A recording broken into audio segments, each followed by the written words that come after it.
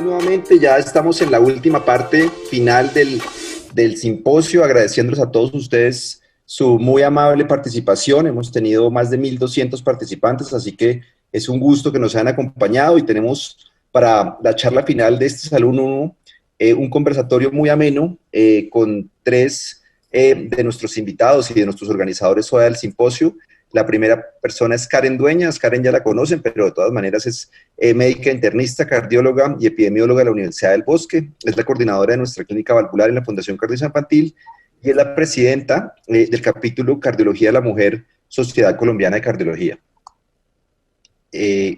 El doctor Juan Carlos Plana es nuestro siguiente participante en el conversatorio. Juan Carlos es un gran amigo personal a quien le tengo personalmente muchísimo cariño, cardiólogo, y es el jefe de operaciones clínicas de la sección de cardiología de Baylor College of Medicine y también es el director del Centro de Cardio-Oncología y codirector del Centro de Imágenes Avanzadas en Baylor St. Luke's Medical Center.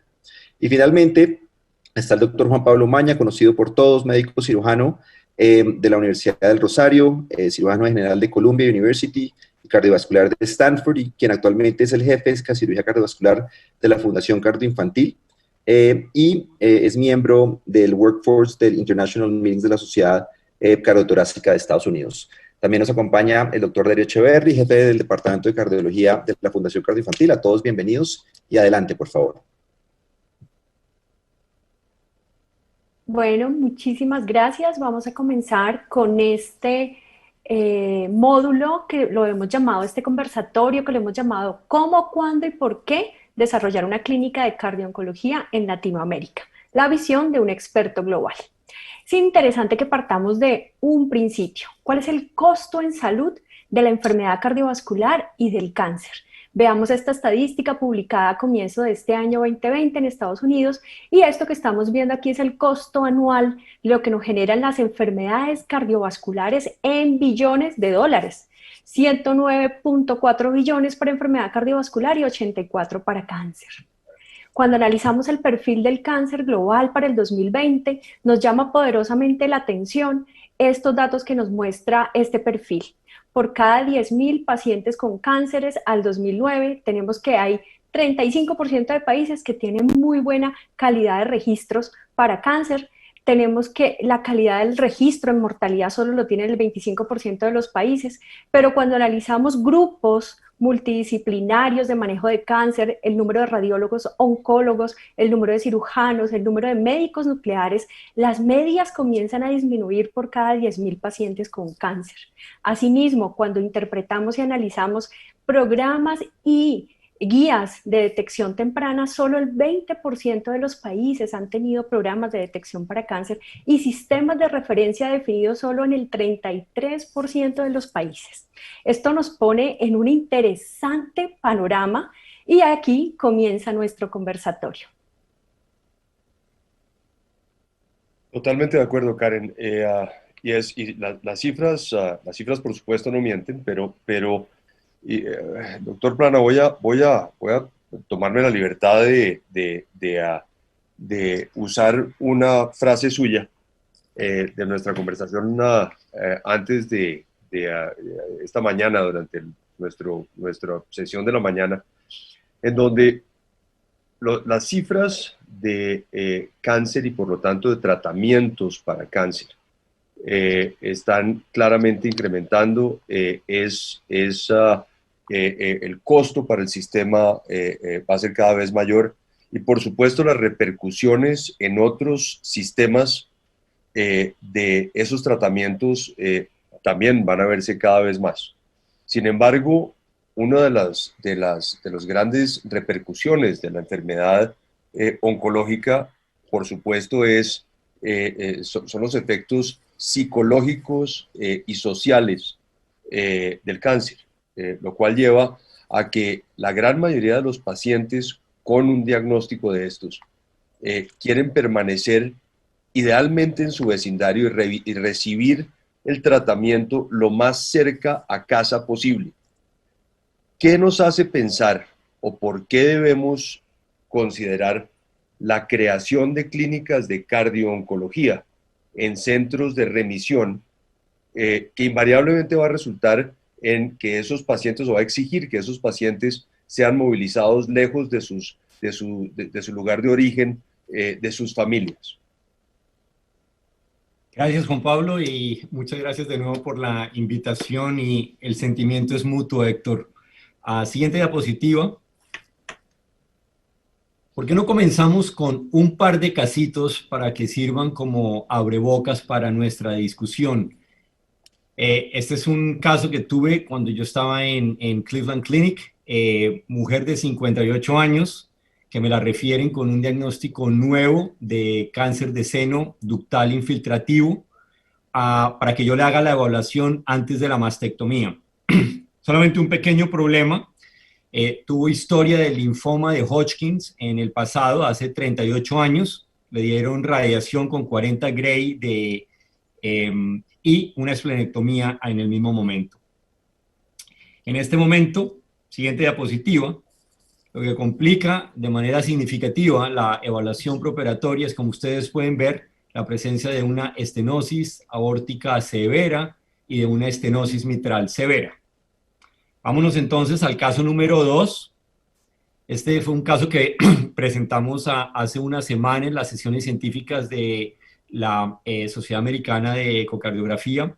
Es un caso de uno de mis compañeros en el Memorial de Sloan Kettering, y es la realidad nuestra ahorita en este momento. Es una mujer de 41 años con diagnóstico de leucemia mieloide crónico en fase crónica, que fue inicialmente tratada, como es usual, con un inhibidor de la tirosinquinasa, una medicación llamada dasatinib. Tuvo excelente respuesta por 2 años y se presenta a la sala de urgencias con un episodio de síncope en la casa. Siguiente diapositiva. En la sala de emergencias, como ustedes pueden ver, la encuentran en un taponamiento cardíaco, un derrame pericárdico grande, y ustedes ven los cambios respirofásicos a través de la válvula mitral. Siguiente. Le tienen que parar entonces el dasatinib, se lo cambian a otro inhibidor de la tirosinquinasa, esta vez uno de primera generación, que es el imatinib. El imatinib no tiene este tipo de efectos secundarios. De hecho, está reconocido como una medicación que puede potencialmente disminuir la hipertensión pulmonar. Desarrolla efectos gastrointestinales, y entonces la tienen que cambiar al bosutinib, que es un inhibidor de la tirosinquinasa de segunda generación. Siguiente. Y ven ustedes lo que pasa con su presión pulmonar, una hipertensión pulmonar severa, una presión de más de 70 milímetros de mercurio. Siguiente. Y se presenta de nuevo a la sala de emergencia, y ven ustedes cuando es llevado al laboratorio de cateterismo, condiciones hemodinámicas bien precarias por la hipertensión pulmonar, con un índice cardíaco de 1.6. Ahora, ¿por qué esta discusión es importante? Bueno, comencemos con el primer paciente. Lo que estamos viendo básicamente son pacientes que fueron tratados hace 20 y 30 años con la mejor tecnología que existía en ese momento, que era la terapia por radiación para un paciente con Hodgkins, y lo que estamos viendo ahorita es el precio que el paciente tuvo que pagar para poder sobrevivir, y en este momento tenemos que tratarlos. Casos supremamente complejos, es decir, a esos pacientes, como tú sabes, Juan Pablo, no les va bien cuando los llevamos a cirugía, y en este momento lo que estamos tratando de hacer es manejarlos con tecnología percutánea. A ese paciente lo que nosotros hacemos acá en el Texas Heart es les ponemos un TAVI primero, vemos qué tanta mejoría sintomática hay, y luego hacemos una cirugía mínimamente invasiva de la válvula mitral, y lo que hacemos es, después de haber hecho una simulación con tomografía y asegurarnos que la valva anterior no vaya a estar en el camino, entonces ponemos una válvula de Sapiens en MAC con una visualización directa. Altísimo nivel de complejidad, como tú te puedes imaginar. Con respecto al segundo caso, ¿por qué es importante ese caso? Porque una paciente con leucemia mieloide crónica, cuando yo fui a la escuela de medicina, era una paciente que tenía 0 posibilidad de sobrevivir. En este momento los avances nos han permitido entender cuál fue el mecanismo, en este momento una fusión del cromosoma 9 con el cromosoma 22, y nos permite desarrollar una terapia directa, dirigida, para arreglar el problema. Esos pacientes tienen una sobrevida completamente normal, pero tenemos que lidiar con los efectos secundarios de esta terapia. En este caso, hipertensión arterial pulmonar severa con compromiso del gasto cardíaco, como lo vieron ustedes, y los derrames pericárdicos. Yo creo que, en resumen, respondiendo a la pregunta, ¿por qué ahora una clínica de cardiooncología? La respuesta es muy simple, y es porque los oncólogos han hecho un excelente trabajo curando o poniendo a estos pacientes en remisión, y ahora esos pacientes desarrollan toxicidad cardiovascular y nosotros los tenemos que manejar. Totalmente de acuerdo. Adelante, Karen. Excelente, doctor Plana. Y después de esta primera impresión, nos queda a nosotros la pregunta, bueno, clínicas de cardiooncología en la TAM, ¿cómo organizarlas? ¿Cómo integrar el equipo? Yo creo que lo primero es ir a la parte básica.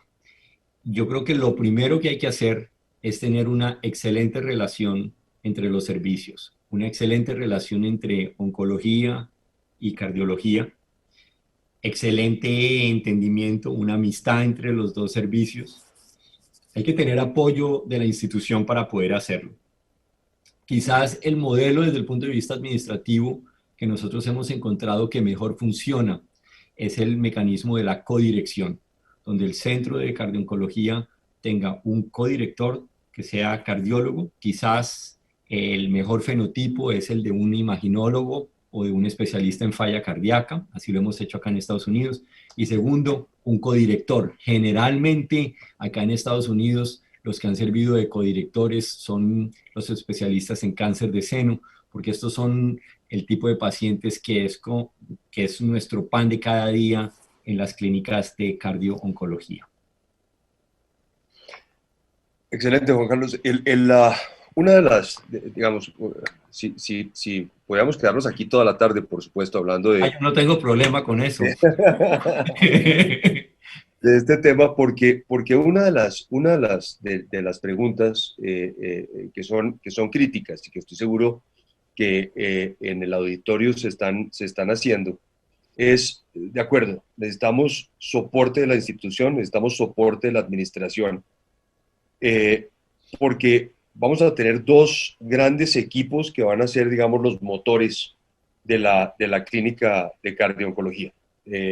Llevamos varios años oyéndolo a usted contarnos cómo empezar desde que se lo robaron a usted y se lo llevaron para Ohio, al lado del lago Erie, y hasta que regresó convertido en el más grande. Estamos oyendo cuáles son los requisitos para poder crear esa clínica de cardiooncología. Y el compromiso institucional, organizacional, tiene que ser, por supuesto, enorme. Pero ¿qué servicios de soporte son indispensables? ¿Qué tan importante es, por ejemplo, tener un laboratorio de patología de primer nivel? ¿O hay servicios a los que yo pueda recurrir como a outsourcing? ¿Qué es indispensable? ¿Qué puedo tercerizar? Bueno, yo creo que como tú dices y como estamos discutiendo ahorita, y a veces me da a mí un poco de envidia de los oncólogos, porque yo creo que la manera como se practica la oncología ahorita es como a mí me gustaría practicar la cardiología del futuro. Es decir, si tú miras el caso que yo les mostré, ellos fueron capaces de ir y identificar cuál era la mutación específica que había ocurrido y de manera inteligente poder dirigir el tratamiento. El patólogo es la persona que va a ayudar, primero que todo, a establecer el diagnóstico correcto, y son las personas que dirigen los laboratorios de patología y que permiten esa caracterización desde el punto de vista inmunofenotípico que nos permite a nosotros hacer ese tratamiento tan específico. Como discutíamos en la mañana, la otra parte que es importante, y yo creo que ese ha sido, digamos, de los tendones de Aquiles de la cardiooncología, es que muchas veces no entendemos muy bien qué es lo que está ocurriendo en el corazón, y es porque se nos ha olvidado ir a pedirle al patólogo que nos muestre cómo es que los corazones lucen. Esta mañana discutíamos cómo es que lo voy a ir yo a buscar con la resonancia nuclear magnética, pero si yo no sé si hay edema o fibrosis en esos corazones, voy a perder el tiempo desarrollando una estrategia inteligente para poder evaluar a estos pacientes. De tal manera que yo creo que el patólogo es absolutamente esencial, diagnóstico correcto, caracterización desde el punto de vista inmunohistoquímica y podernos ayudar, porque encima de todo, como te mencioné esta mañana, cada día están surgiendo medicaciones nuevas y nosotros tenemos que entender qué es lo que eso ocasiona en el corazón. Hablábamos esta mañana, por ejemplo, de los checkpoint inhibitors, medicaciones fenomenales en el tratamiento, por ejemplo, del melanoma. Pero ¿cuál es el problema? El problema es la toxicidad cardíaca, las miocarditis. ¿Cómo reconocerlas? ¿Cómo tratarlas? Todavía nosotros estamos teniendo dificultades desde el punto de vista de imagen para saber cómo buscarlas. Y si yo no entiendo qué es lo que está ocurriendo en la patología, jamás lo voy a poder hacer. El resto de profesionales, como hablábamos con el caso, por ejemplo, de la radiación, estos casos son súper complejos. Esto es como un máximo nivel de dificultad. De tal manera que lo que nosotros hemos encontrado como mejor práctica es dentro del servicio de intervencionismo, dentro del servicio de estructural, dentro del servicio de electrofisiología, buscar un amigo, una persona que esté dispuesto a sentarse a ver con nosotros esos casos que son súper complejos y que además desarrolle familiaridad, porque muchos de estos pacientes son muy complejos. Es decir, si pensamos en el paciente agudo, por ejemplo, para ir y hacer una pericardiocentesis, muchos de estos pacientes no tienen plaquetas, ¿me entiendes? Entonces se necesita tener un cierto nivel de habilidad para poder hacer los procedimientos sin complicaciones. Yo creo que de la parte más importante en nuestra experiencia es el compañerismo que podamos establecer con el servicio de imágenes y con el servicio de falla cardíaca. En imágenes, como ya lo mencionamos esta mañana, el especialista en eco, el especialista en medicina de resonancia nuclear magnética es absolutamente esencial para el poder tener un adecuado servicio de cardiología. Por eso, y ya más adelante vamos a hablar un poquito de cómo crear una red, se hace muy difícil que todos estos servicios estén disponibles en todos los hospitales y se hace necesario tener un hospital de referencia donde haya todo este talento humano y toda esta infraestructura desde el punto de vista de tecnología para poder sortear estos pacientes. Excelente, doctor Plana. Y bueno, estamos analizando nosotros y nos ha enseñado usted y el resto de conferencistas en el transcurso de la mañana de la importancia de la imagen multimodal en estos pacientes. Pero nosotros nos preguntamos, ¿cuál es la manera más costo efectiva para realizar detección temprana y estratificación de riesgo en cardiología? ¿Son biomarcadores? ¿Es un eco con strain? Que necesitamos pues que sea un aparato más moderno, ¿cierto? No sirven los ecos de pronto más viejitos. ¿Es la resonancia? ¿Cuál es para usted? Bueno, la pregunta es compleja, sobre todo cuando yo he ido a discutir ese tipo de temas en Latinoamérica, porque lo primero que ocurre es alguien en el auditorio me dice, me encanta todo lo que usted presentó de strain, pero en nuestro centro no lo tenemos. O me encanta todo lo que usted discutió de eco, en nuestro centro no hay una máquina. De tal manera que la primera pregunta, y es una pregunta humilde, es qué es lo que está disponible en nuestro centro. Lo que nosotros quisimos hacer con el documento consenso era justamente crear oportunidad para todo el mundo, por eso nosotros incluimos a los biomarcadores. Es decir, yo creo que troponinas se hacen en todos los hospitales de Colombia y de Latinoamérica, de tal manera que si no hay tecnología avanzada, las troponinas funcionan bien, y esta mañana los discutimos. Básicamente, pues lo que ocurre es que al haber el daño miocárdico, las troponinas se elevan, yo lo puedo reconocer de esa manera, o lo puedo reconocer con tecnología avanzada de imágenes, viendo el impacto que eso tiene en la función contráctil del corazón. Ahora, si hablamos ya de centros de tercer nivel, yo creo que esta mañana les mostré data suficiente mostrando que desafortunadamente nuestro caballito de batalla, que es el eco en 2 dimensiones, es insuficiente para poder reconocer pequeños cambios de la fracción de eyección, que es generalmente lo que ocurre en estos pacientes. La gran mayoría de los casos, la caída de fracción de eyección es de no más de 10 puntos de fracción de eyección. Y el problema, como lo mencioné esta mañana, es que el eco en 2D es capaz de reconocer cambios de más de 10 puntos de la fracción de eyección. Entonces uno va a toca esperar sentado, si uno va a querer que la tecnología en 2D le muestre a uno ese cambio, porque simplemente no está calificada para poderlo hacer. ¿Cuáles son las opciones? Las opciones son el eco en 3D y el strain. En este momento, como lo mencioné esta mañana, estamos esperando anhelosamente los resultados del estudio SUCOR, porque la pregunta es, ¿será que podemos, es decir, si ustedes van y miran las guías del ACC/AHA, en este momento no nos dan permiso para hacer adjudicación del estadio B de la falla cardíaca con strain?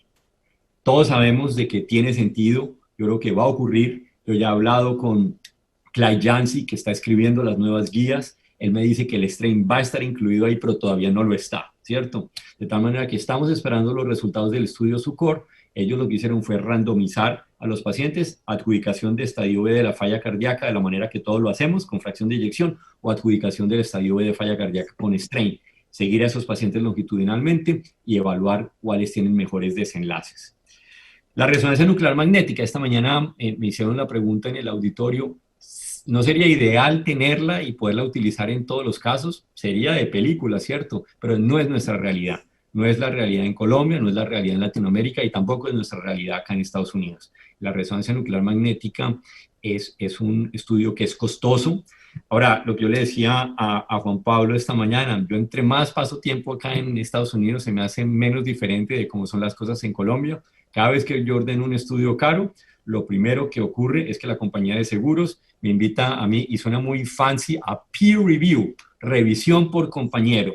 Y básicamente lo que ellos quieren hacer es no pagar el estudio y que yo les dé 2 millones de razones para poderlo hacer, y lo que verdaderamente hacen en la gran mayoría de los casos es utilizar la fatiga del doctor para que diga, ok, listo, ya no hacemos la resonancia nuclear magnética, hacemos más bien un eco en 2D y ya con eso nos contentamos. De tal manera que las realidades no son muy diferentes, y yo creo que para responder la pregunta, en este momento quizás la mejor tecnología es el eco 3D en espera de los resultados del estudio SUCOR. Magnífico, Juan Carlos. Es lo que es realmente lo que esperábamos oír, todos menos a Héctor, por supuesto. Pero, pero la pregunta espero que esto no vaya a comprometerme la invitación de la que estábamos hablando hace un rato. Todos, pero entendiendo cuál es el estándar de oro versus el método más costo efectivo, creo que eso nos queda, nos da absoluta claridad. Lo otro que estábamos discutiendo, por supuesto, habiendo hablado de por qué se justifica con el grado de complejidad de los pacientes, seguido de los servicios indispensables, métodos diagnósticos más costo efectivos. Lo siguiente que tenemos que preguntar es, en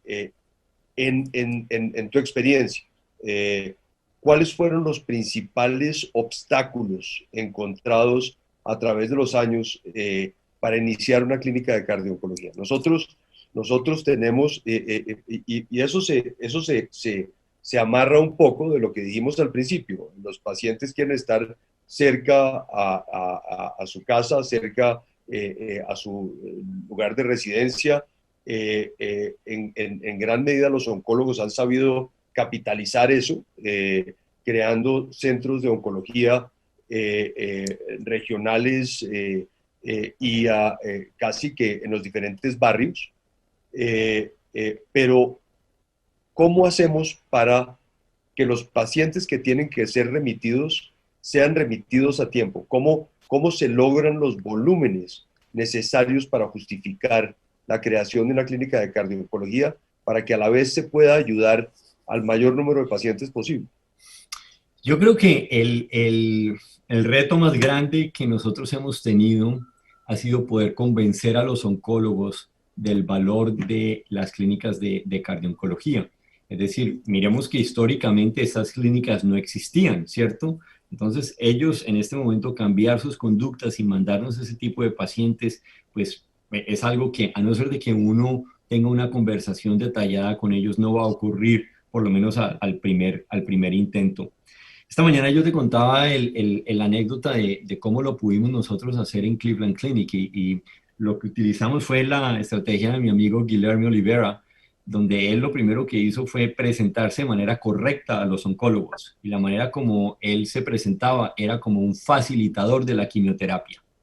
Porque yo creo que parte de la resistencia que los oncólogos tienen a la cardio-oncología es pensar que uno va a ser un fastidio y que va uno a interferir con el tratamiento que ellos le quieren dar al paciente. Hay que convencerlos de todo lo contrario, que la idea es poderlos ayudar. Es decir, por ejemplo, como en el caso que yo les mostré a ustedes de la leucemia mieloide, poder lidiar con la hipertensión pulmonar, poder lidiar con el derrame pericárdico del paciente para que el paciente pueda estar en remisión de la leucemia mieloide crónica, poderlos ayudar, que el tratamiento sea recibido de manera completa. Hay data muy importante justamente de Memorial Sloan Kettering, hablando, por ejemplo, de algo mundano como el cáncer de seno, donde ellos muestran que en los casos donde había preocupación de cardiotoxicidad y cuando paraban los tratamientos y no le daban la dosis completa de trastuzumab, eso estaba correlacionado con una tasa de recurrencias más altas de cáncer de seno. De tal manera que cuando tú les hablas ese idioma, cuando tú les dices, mire, si yo lo ayudo, usted le va a poder dar el tratamiento completo. Si usted me manda a mí el paciente y yo le hago un strain, yo al paciente le voy a poder iniciar tratamiento con beta bloqueante inhibidor de la ECA antes de que yo pueda reconocer una caída de fracción de eyección con los métodos usuales y no nos vamos a tener que brincar los tratamientos, se le va a poder dar el tratamiento completo. De tal manera que yo creo que esa es la primera parte. Y respondiendo de tu pregunta de cuál fue el reto más grande, fue ese. La manera como nosotros lo brincamos allá en Cleveland Clinic fue cuando nos mandaban los pacientes al laboratorio de eco, que eso sí lo hacían sin problema. Nosotros agarrábamos el teléfono y los llamábamos, les decíamos, mire doctor, recibimos su paciente para que le hiciéramos un eco acá. Usted quisiera que lo viéramos en el centro de cardio-oncología para asegurarnos de que la presión arterial esté bien, que no tenga ninguna otra cosa que haya que arreglarle.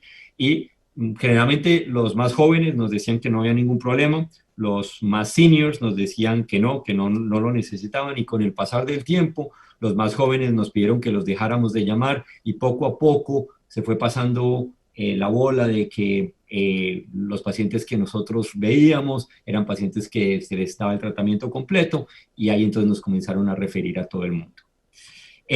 Me hablabas hace un rato bueno, ¿y qué hacemos entonces con los pacientes que quieren recibir el tratamiento en sus barrios, cerca de sus casas, cerca de sus seres queridos? Bueno, yo creo que ahí lo importante es nosotros poderle ayudar a los teams de oncología a reconocer cuál es el paciente que verdaderamente se va a beneficiar de vernos a nosotros en un centro de cardio-oncología. Por ejemplo, en ese caso, que esta mañana no tuve la oportunidad de discutirlo, pero lo podemos hacer ahora, ASCO en el documento guía fue bastante claro y nos ayuda. Nos dice, mire, no manda a todo el mundo que tenga cáncer de seno, pero si por ejemplo la mujer es añosa, tiene más de 60 años, si tiene factores de riesgo, hipertensión, diabetes, obesidad, tuvo un infarto antes, enfermedad valvular, o comienza con una fracción de eyección borderline o reducida, esos son pacientes que están en un alto riesgo de desarrollar toxicidad y esos son los pacientes que se pueden beneficiar de ser referidos a una clínica de cardio-oncología. Excelente, doctor Plana. Y nos cae como anillo al dedo para la siguiente pregunta. Y es, doctor, ¿cómo crear una red de centro de amigos que vean en la Fundación Cardioinfantil una institución que soporte la prevención y el manejo de la cardiotoxicidad? Bueno, yo creo que volvemos un poquito a lo que estábamos discutiendo antes, y es el hecho de que el tener el patrimonio humano y la tecnología es difícil tenerla en todos los centros. Esta mañana, por ejemplo, Juan Pablo mencionó a la experticia que ustedes tienen en el autotrasplante, el manejo de tumores cardíacos. Estos son casos que son supremamente difíciles y requiere teams supremamente especializados, coordinados, que lo hayan hecho muchas veces para poder tener buenos desenlaces.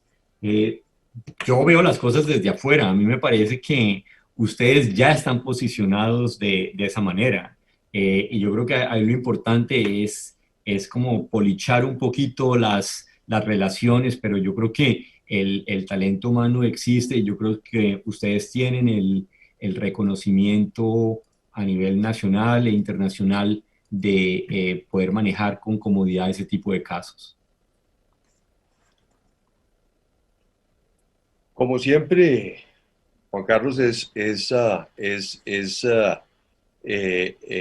alentador hablar contigo y oír tus conceptos, experiencias y opiniones, sobre todo cuando lo que hemos logrado es en gran medida gracias al apoyo de personas como tú. Creo que ha sido una conversación bastante interesante y creo que estoy de acuerdo con Karen en decir que se nos pasó el tiempo mucho más rápido de lo esperado, aunque sospechábamos que iba a ser así. Creo que Héctor tenía una pregunta, Karen, si todavía tenemos tiempo. Sí, muy rápido para la doctora Mayra Guerrero. Doctora Guerrero, muchísimas gracias por acompañarnos desde la Mayo Clinic. Uno de los asistentes pregunta, ¿cree usted que todavía existe algún papel para la valvuloplastia aórtica en pacientes con cáncer con regulares pronósticos y con estenosis aórtica, en donde quizá el TAVR no esté indicado del todo? Sí, pues es muy buena pregunta y es la pregunta del $1.000.000, ¿no? Porque no sabemos, todos los pacientes son diferentes y sabemos que hay una alta recurrencia en los gradientes después de una valvuloplastía. Más bien pienso yo que ahí va a haber una oportunidad de terapias diferentes, de transcatheter valve repair, que nos dé unos resultados un poco más controlados que lo que nos da la valvuloplastía. Me refiero a dispositivos que hacen, hay un dispositivo que se está evaluando, no sé si lo han visto, se llama Picardia o algo así, es la compañía que lo hace, que hace un poquito como una valvotomía un poco más controlada que la valvuloplastía. Se ha evaluado, se han hecho varios pacientes, pero realmente es muy poco, todavía no sé si ya esté andando el estudio aquí en Estados Unidos para más pacientes, pero pienso que a un futuro no muy lejano puede haber algo intermedio, un poco mejor que la valvuloplastía, que no llegue a ser un implante permanente por las razones que ya mencionamos, tanto del riesgo que lleva, el costo, la preocupación en cuanto a trombosis o infección, no deja algo ahí. Entonces, para volver a la pregunta de la valvuloplastía, no creo que sea una solución permanente, como sabemos. Y si no, el paciente no necesita TAVR todavía, tal vez exista algo mejor que esto en un futuro cercano, pero pues mientras la valvulotomía puede ser una opción para paliación de síntomas, pero realmente no hay una comparación, hay un estudio que nos pueda decir si es mejor o no. Yo pienso que si lo hiciéramos un estudio así, va a demostrar que el TAVR es mejor que la valvuloplastía, obviamente. Ok, muchas gracias, doctora Guerrero. La última pregunta es, ¿las guías recomiendan después de 10 años por radioterapia realizar estratificación coronaria, bien sea con angiotaco o con un ecoestrés coronario? En su opinión, o en la de Juan Carlos en Houston, o en Julián, nuestros expositores, o obviamente Juan Pablo y Karen, ¿cuál sería la preferencia? ¿Una prueba anatómica o una prueba funcional?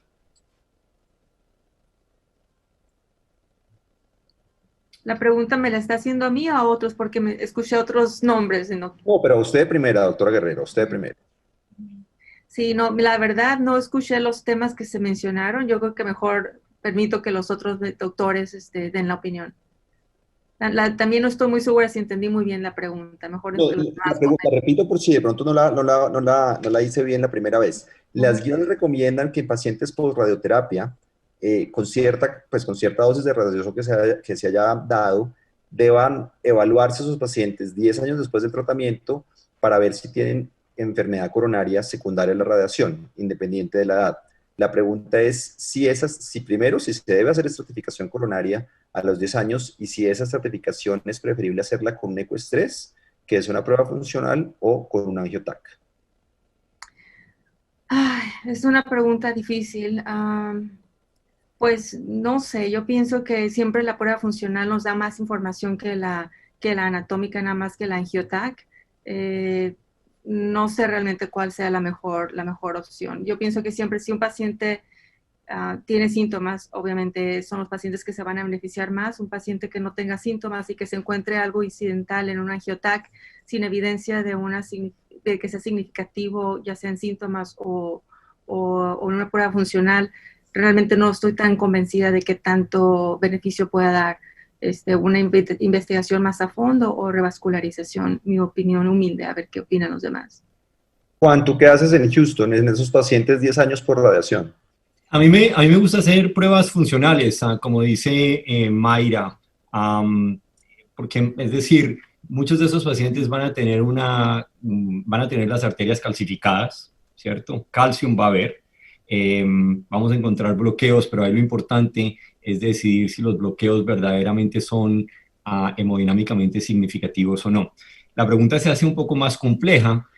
Si nosotros podemos utilizar tecnología, la tenemos acá disponible acá en Texas Heart, como el HeartFlow, donde nosotros podemos evaluar de manera no invasiva el efecto funcional. Sin embargo, la experiencia que nosotros tenemos con HeartFlow es que cuando hay calcificación supremamente importante, se hace mucho más difícil la evaluación de esas lesiones, es decir, cuando la calcificación es difusa y de pronto tú puedes comentar al respecto, pero respondiéndote de manera práctica, yo hago evaluación funcional en ese tipo de casos. Me gusta hacer un eco por estrés, no quiero darles más radiación de la que ya les han dado y eso es lo que nosotros hacemos acá. Sí, sí, de acuerdo. El HeartFlow es como un software de postprocesamiento en donde, o sea, es un poquito como el símil de cómo se haría un estudio funcional con adenosina en el cateterismo, en donde dependiendo de los Hounsfield units proximales y distales en las arterias coronarias, se puede determinar si hay es como un FFR, pero en tomografía. Y pues lo que dice la doctora Guerrero desde Mayo y lo que dice Juan desde Houston es cierto, la calcificación es muy prominente en esos pacientes y quizá en la fundación no hacemos angiotac por encima de 400, es un límite relativamente bajo, pero es el límite en el que estuvimos de acuerdo con el departamento de radiología y con nuestros colegas aquí de imágenes, porque por encima de 400 no le vamos a ayudar al paciente dándole contraste y ni tampoco le vamos a ayudarlo dándole radiación, así que quizás la prueba funcional sí está indicada. En lo que sí estoy muy respetuosamente de acuerdo, doctor Plana, es que la resonancia viene con mucha fuerza. Los pacientes cardiooncológicos, James Moon de Heart Hospital en Londres, están haciendo resonancias en 15 minutos. Hacen tagging, hacen T2 STIR, y en algunos centros lo hacen sin y en otros con realce tardío. Entonces, bueno, de pronto en 1 o 2 años estamos hablando de la incursión, sobre todo porque hay una cosa que pasa en Colombia, Juan, y es que no tenemos ecocontraste.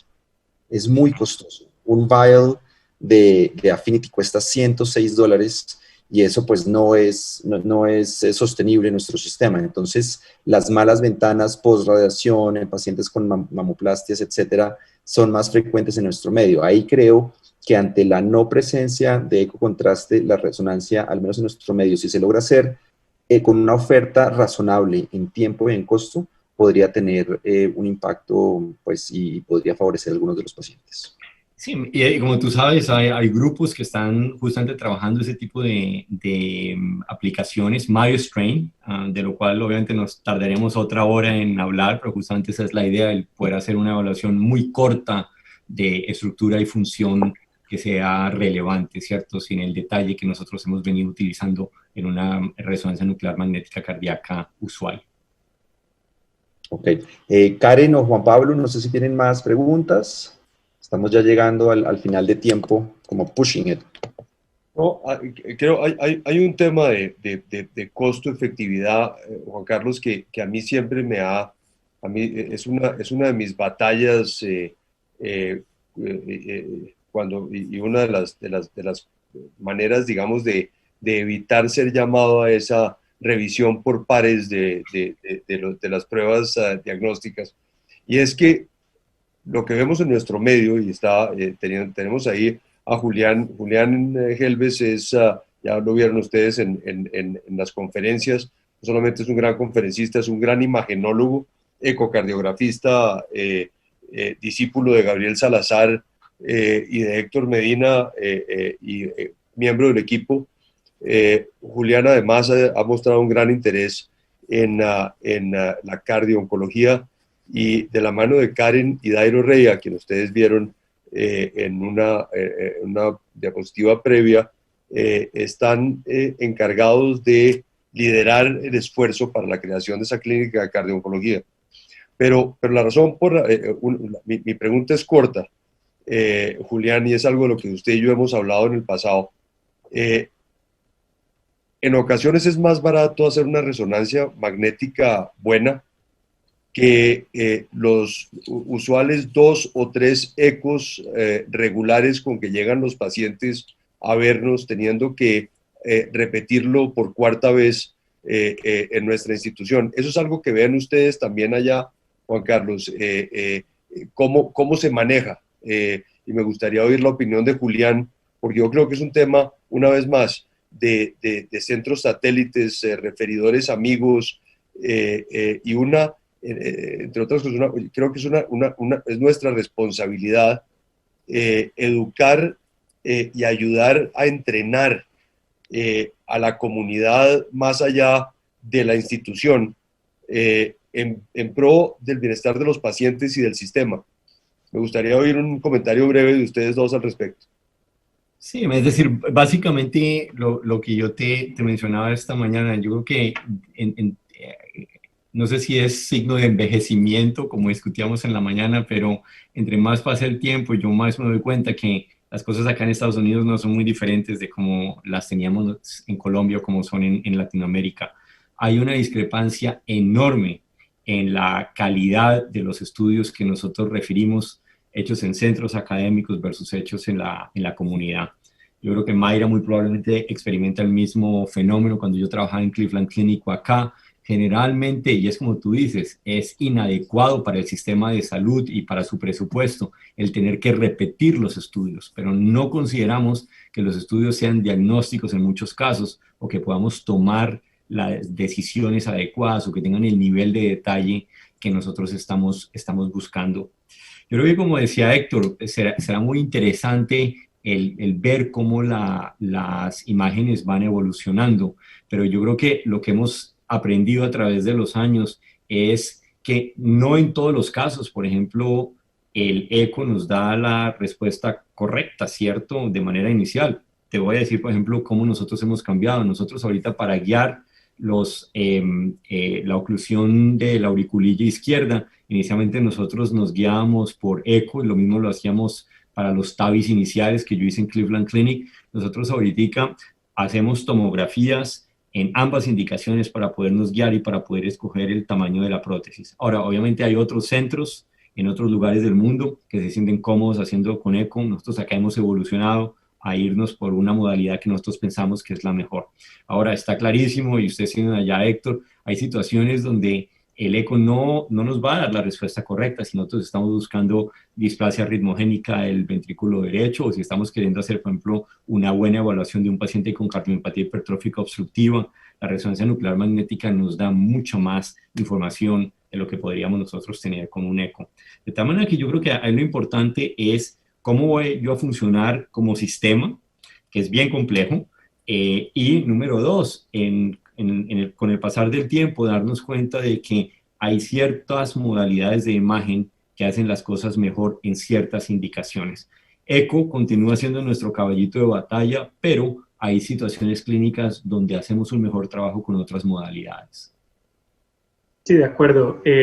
Lo más importante de todo esto es aprovechar estos espacios académicos para poder consolidar toda la información que ya tenemos de todos los papers que el doctor Plana ha participado y el resto de personas que ha trabajado en este tema, y armar nuestros propios protocolos, nuestras propias guías aterrizadas a nuestra realidad social, ¿sí? Y empezar a construir nuestra propia experiencia. En la medida en que nosotros podamos organizar el equipo de onco y cardiología y trabajar en el mismo horizonte y empecemos a tener pacientes, empecemos a ver cómo se comportan esos pacientes y empecemos a trabajar las bases de datos de estos pacientes, podemos saber si lo que estamos haciendo es lo correcto o no es lo correcto y empezamos a ver cuáles son los estudios o las cosas que más costo efectividad nos traen en el manejo de estos pacientes.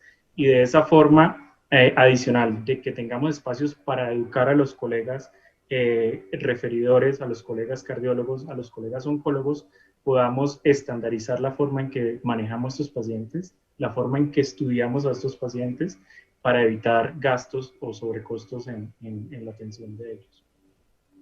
Bueno, creo que se nos fue el tiempo, unos minuticos más de lo que quisiéramos. A todos, muchísimas gracias. Julián, muchísimas gracias por su conferencia. Doctora Guerrero en Mayo Clinic, a Juan Carlos en Houston, a Karen y a Juan Pablo, muchísimas gracias por el conversatorio. A Darío, que también nos ayudamos a moderar la sesión, muchísimas gracias. Ya me están presionando el tiempo, así que vamos a cerrar la sesión y después de esto Karen cerrará también el simposio. A todos, muchísimas gracias. Fue un gusto y un placer tenerlos virtualmente, y espero, doctora Guerrero y sin duda Juan Carlos, que nos visiten en Bogotá próximamente. Con el favor de Dios. Gracias. Cuídense mucho. Adiós. Muchas gracias. Un placer, Juan Carlos. Un placer. Lo prometido es deuda, doctor Umaña.